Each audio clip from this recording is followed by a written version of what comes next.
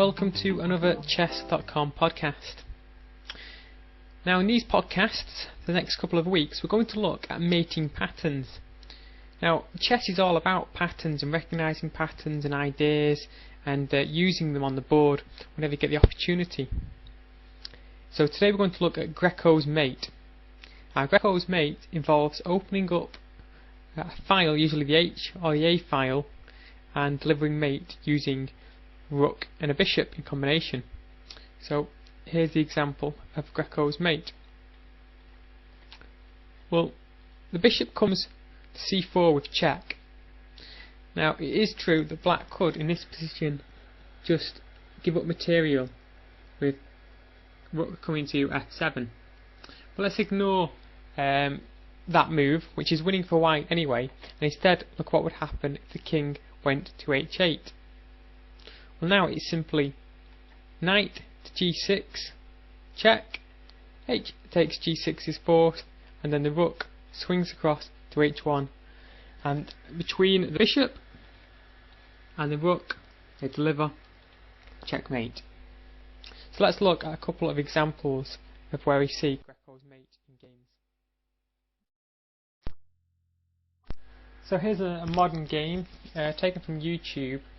It's from Hendrik versus Svanton. It's Hastings 2006. But it shows a modern example of the Greco's mate. So we start with the bishop's opening, and these are quite well known moves. But then there's a mistake here where the bishop comes to b4, losing a tempi by capturing on d2. And we're not going to really analyse this game too much. But here we see white getting to an interesting position where he's got three pieces all kind of focusing down on the f7 square, and that looks like the focus of attention. And after the knight comes to h5, we can see that both the knight and the queen are on pre here, and one of them sure to drop. Well, white played bishop takes f7 first, and in the actual game the move played was rook takes f7, and white went on to win.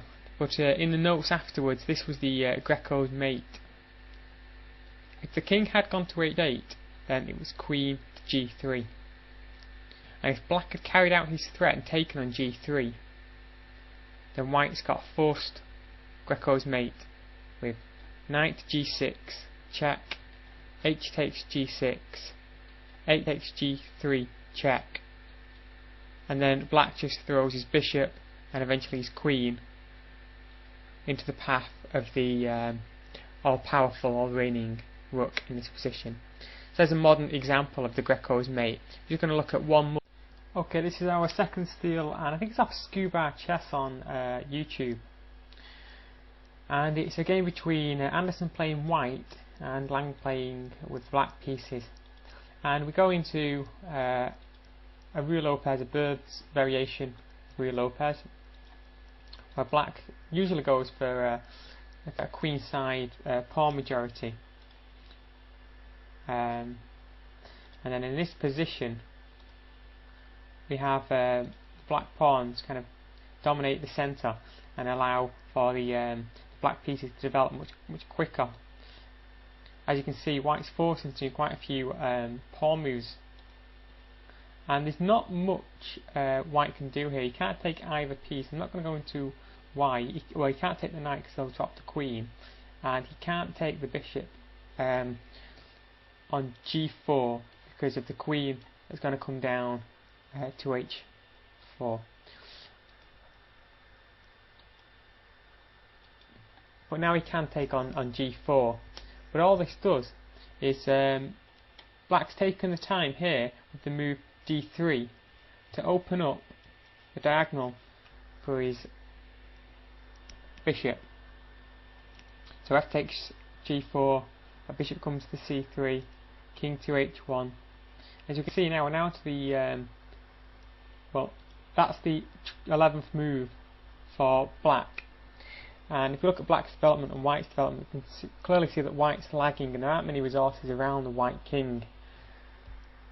H takes g6, we've got this horrible kind of pawn set up here, 3 pawns on the g file, and the queen comes to g5. Now if the queen can make it to h6, we're going to get a Greco's mate, but instead of using the rook and the bishop, we'll be using the queen and the bishop. This is a typical kind of pattern that was obviously seen on the day, and Anderson tried to stop it with the move rook to f5. Then there was h5, trying to use his rook to bust open this position.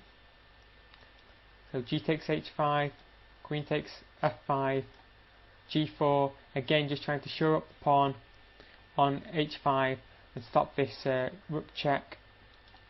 But the rook can come down with h5, and whichever piece is taken here, whether it be the queen or the rook, the other piece will be looking to swing across and get checkmate. Well, g takes h5 and the queen came to e4, again threatening to come to h4 with checkmate. Queen comes to f3 to try and protect the h file. Queen goes to h4, queen h3, and the game actually stopped here with queen e1, because we can see that it's a mating 3. The king's forced to go to h2, and after bishop goes to g1, king to h1, the bishop peels away with a discovered attack, also protecting the flight square on g3. King goes to h2, and then g1 mate. So although this isn't actually a Greco's mate, what it is, it shows the idea of trying to force the Greco's mate, and how white may try and refute or maybe try and stop the Greco's mate, such as throwing pawns up the g file, swinging his queen across, and what else black should look for, particularly these checks on the back rank if white is underdeveloped.